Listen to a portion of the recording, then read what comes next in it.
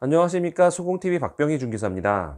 자, 우리가 지난 시간에 우리 틈새로 공략할 수 있는 방법 총 6가지 중에 3가지는 우리가 백그라운드에 미리 있어야 되는 사람이라 지금부터 준비하기는 좀 어렵고, 나머지 3가지 바로 준비할 수 있는 것들을 우리가 공략을 하자 얘기를 했어요. 그게 블로그, 사진, 유튜브 이렇게 3가지였어요. 자, 그 중에 우리 이제 요거를 하나대로 순서대로 이제 배워 나갈 건데, 이제 그거를 어떻게 갈지 이 부분에 대해서 잠깐 설명을 드리고 갈게요.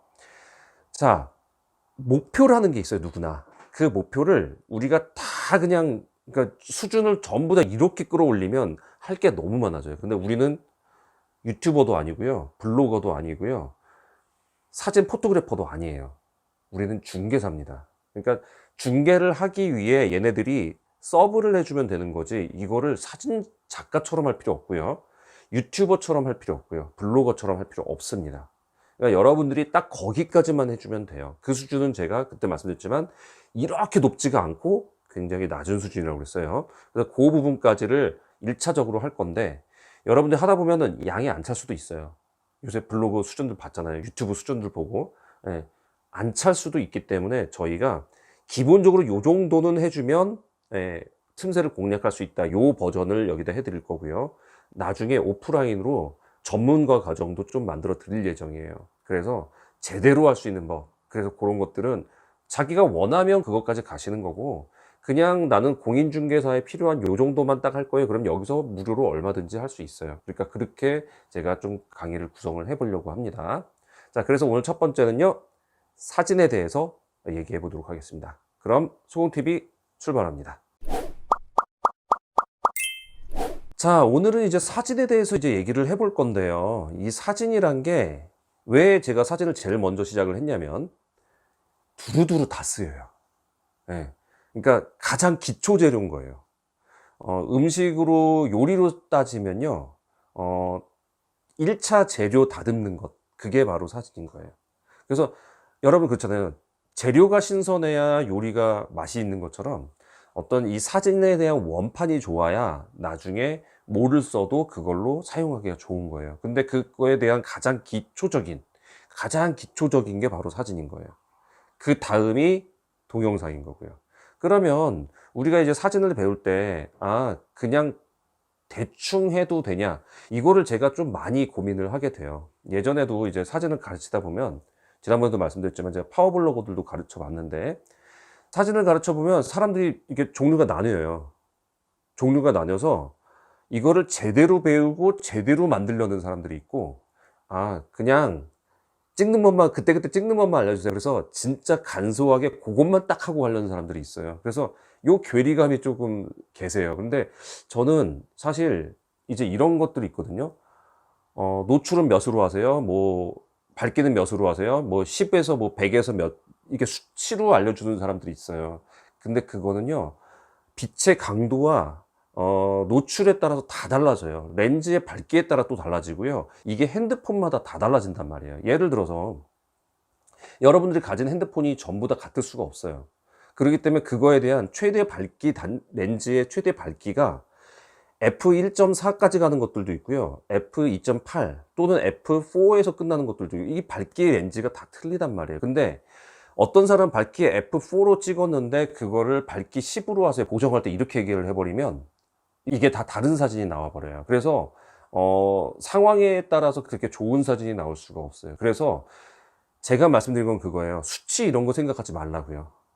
예, 감을 익혀야 돼요. 어떻게 보이는 게 가장 좋은가, 그 감을 익혀서 거기에 맞춰서 가는 거지, 이걸 누가 수치 10, 뭐는 20, 뭐는 50 이렇게 하시면 좋은 사진 나와요. 그거 그 사람 카메라면 맞는 얘기예요. 그러니까 여러분들이 전부 다 그걸 의지하지 마시고 원리를 알려드릴 테니까 그 원리대로 나가시면 돼요.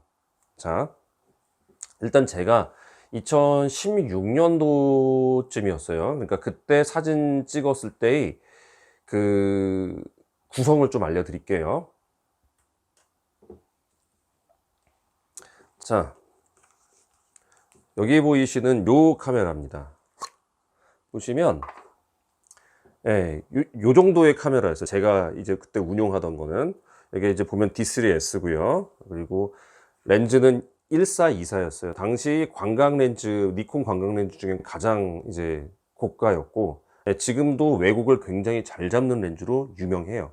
그리고 SB800, 그때 900이 나오긴 했지만 이제 900이 중간에 다운되는 경우가 많아가지고 SB800에 보조 배터리를 달아가지고 쓰는 경우가 굉장히 많았어요. 이 구성을 갖는 이유는요, 광각 때문에 그래요. 실내가 우리가 그렇게 넓지가 않아요. 그 실내의 넓은 그 광각을 우리가 넓게 만들어서 보이려고 그래, 이게 아니에요. 그냥 보여지는 화각을 좀 더 넓게 해서 다 보이게, 한눈에 다 보이게 만들기 위함이지, 어떤 분들이 광각 렌즈 쓰면은 넓게 나와서 광활하게 나온다 이렇게 얘기하는데, 그렇게 만약에 사진을 찍으시면 이거를 보고 오는 사람은 속아서 와요. 그래서 사진에서 볼 땐 되게 넓은데 여기 와보니까 별로네? 이렇게 찍히시면 여러분들은 허위 매물 사기 사진을 올리시는 거예요. 그러니까 그렇게 하시는 게 아니라, 광각 렌즈는 쓰는 방법이 있어요. 근데 대부분 그걸 간과하시고 막 찍으시더라고요, 보니까. 그리고 이렇게 해서 저렇게 해가지고 뭐 위에 뭐 얼마를 남기고 뭐 이쪽 벽을 보이게 하고 말고 뭐 이런 얘기를 하시는데, 아니에요. 광각 렌즈는요, 높이와 왜곡률을 줄이는 게 가장 키고 답이에요. 집이 네모 반듯하게 되어 있는데 그거를 광각 렌즈 사용법을 모르면 이게 막 누워버린단 말이에요. 이렇게 왜곡 때문에. 그 왜곡 배럴 디스토션을 최대한 줄이기 위한 방법으로 이 사람이 맞출 수밖에 없는 거예요. 그래서 그런 것들을 좀 배워야 되는데, 그런 것들은 안 가르치고 뭐 옆에 어디가 나오게 찍으세요, 뭐가 나오게 찍으세요, 그거는 그냥 스타일에 맞는 것뿐이고 집이 달라지면 또 달라져요. 그러니까 그렇게 찍지 마시고, 제가 그 광각 렌즈를 어떻게 활용하는지를 쭉 알려드릴 테니까 그런 것들 하시는데, 그러면 여러분들이 이거 사야 되느냐? 저는 그렇게 생각 안 합니다. 자, DSLR도요, 여러 가지 종류가 있어요. 근데 이제 얘 같은 경우는, 저는 이제 뭐 이거에 대해서 추억을 좀 말씀드리자면, 요 바디가 노무현 정부 때부터 해서 이명박 대통령, 그리고 박근혜 대통령, 그리고 각 영부인들, 그리고 그때 이제 행사 들어갔을 때 그 높으신 양반 분들, 그분들이 많이 이제 의전으로 찍고, 제가 근접 촬영으로 이거 보도 완장차고 찍었던 그 카메라예요. 그래서 제가 좀 오랫동안 좀 간직하고 있는 카메라고, 이 카메라로 다 하라는 건 아니에요. 이거는 그 당시만 해도 가장 최상급이었어요. 그러니까 요거 밑에 두 급이 더 있어요. 그러니까 이제 보급형으로 해서 얘보다는 조금 낮은 급, 그리고 완전 입문형으로 해가지고 더 낮은 급, 이런 것들도 있어요. 가격 차이가 굉장히 많이 나게 돼요. 근데 그런 것들도 충분히 부동산에 활용하는데 문제가 없어요. 자, 오늘 소공TV 여기까지 한번 얘기 드려봤어요. 오늘 지금 녹화를 하다 보니까 너무 길어지는 것 같아서 제가 여기서 한번 자릅니다. 나머지는 뒤로 미룰게요. 자, 오늘 여기까지 도움되셨으면 구독과 좋아요 꼭 부탁드리겠습니다. 그러면 나머지 내용은 다음 시간에 뵙도록 하겠습니다. 감사합니다.